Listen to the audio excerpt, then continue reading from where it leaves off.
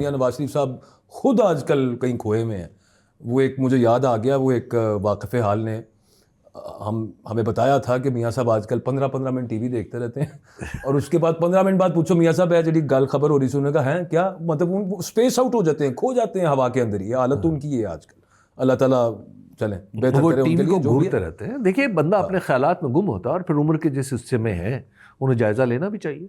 नहीं, और हो सकता है वो बहुत सारी चीजें सोच रहे हैं, बात हम कहीं और निकल जाएंगे। मेरे ख्याल में मियाँ साहब को ना वो अब उनको समझ आ गई कि मतलब 3 दफ़ा के वज़ीर आज़म और एंड पे आके इतना भी मामला नहीं है कि जब आप जिस 24 उसकी क्या सितंबर था ना जब सर संजानी वाला जलसा हुआ था, जी जी, या फिर उसके बाद 24 नवंबर की जो हम बात कर रहे हैं, उस वक्त भी जो दरमियान में लोग थे उन्होंने वज़ीर आज़म से तो कभी भी नहीं पूछा क्या वो जो तहरीक इंसाफ से भी बात कर रहे हैं, वज़ीर आज़म से नहीं को पूछ रहा, नवाज शरीफ साहब से किधर पूछना है किसी ने। नवाज शरीफ साहब तो मैं की कर देता। देखिए नवाज शरीफ साहब के सामने अजमत का रास्ता यूं खुला हुआ आया था और वो था 8 फरवरी 2024 का दिन और फिर 9 फरवरी 2024। उस दिन नवाज शरीफ साहब ये ऐलान कर देते कि जनाब मैं हारा हूँ, मेरी लोग हारे हैं, मैं अपनी शिकस्त तस्लीम करता हूँ, डेमोक्रेटिकली आए इमरान खान साहब को निकालें और हुकूमत बनाएं। आज मियाँ साहब कहाँ खड़े होते? मैं तो समझता हूँ कि मियाँ साहब ने ना सिर्फ अपना लॉस किया बल्कि पाकिस्तान का भी बहुत बड़ा लॉस। ठीक कह रहे हैं आप, but that train has been missed by Nawaz Sharif साहब। वो उन्होंने, लेकिन आप देखें ना सर, जिन्होंने पकड़ के उनकी जबरदस्ती हुकूमत बना दी है, मैं तो नहीं कह रहा ये तो पीएमएल जबरदस्ती तो नहीं, जबरदस्ती तो नहीं सर, जावेद लतीफ़ साहब बरमला ये कहते हैं। जावेद लतीफ़ साहब हुकूमत से बाहर है इसलिए कह रहे हैं।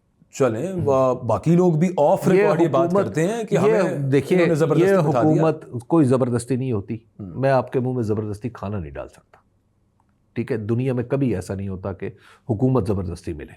हमारा मुद्दा सर हम डाइग्रेस कर गए। मैं तो सिर्फ ये बात कर रहा था कि चलें अगर जावेद लतीफ़ साहब की इस बात को मान लिया जाए, जो किसी हद तक तो ये है ना कि कुछ लोग चाहते थे, एस्टेब्लिशमेंट चाहती थी, अभी भी तो सब मामला एस्टेब्लिशमेंट के हाथ में है। मरियम नवाज साहिबा उधर बैठ के जो मर्जी कहती रहे, मियाँ नवाज शरीफ साहब नथिया गली में बैठ के चाहे टीवी को घूरते रहें, शहबाज शरीफ साहब से कोई पूछे ना कि मामला कहाँ पर चलने हैं और वो जेल का दरवाज़ा तक ना खुलवा सकें कमिटमेंट के मुताबिक, तो बात वहीं पे आ जाती है। और फिर उनकी प्रेस कॉन्फ्रेंस ताज़ा वाली, इमरान खान साहब की ऑफ़र आ चुकी थी। फिर उसके बाद एक बड़े साहब लाहौर में, आप भी वहाँ मौजूद थे, काफ़ी सारे सहाफ़ी थे, उन्होंने एक बड़े साहब ने एक यहाँ पे भी कुछ चीज़ें रिएटरेट की।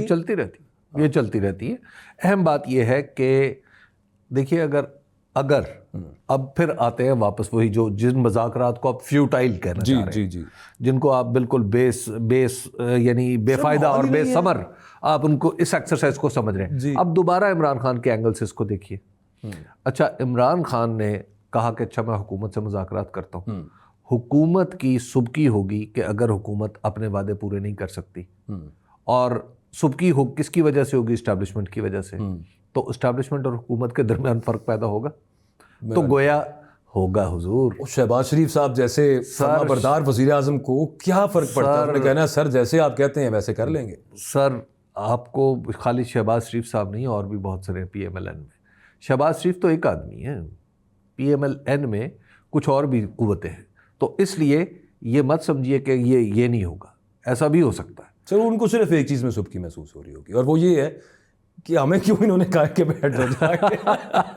हम तो हमें सिर्फ लिप सर्विस कर रहे थे, हम बैठना नहीं तो चाहते। तो अब आप देख लीजिए कि मतलब देखिए यही पॉलिटिक्स है, यही पॉलिटिक्स है। आप इसी तरह फिजा हमवार करते हैं, इसी तरह रास्ते अपने बनाते हैं। दरार नहीं तो तरेड़ तो आ जी। तो इमरान खान साहब ने बाल बराबरी से ही कुछ ना कुछ बात तो की है ना, कर दी है ना, और जेल में बैठ के कर दी है। महारत इसकी दाद दीजिए।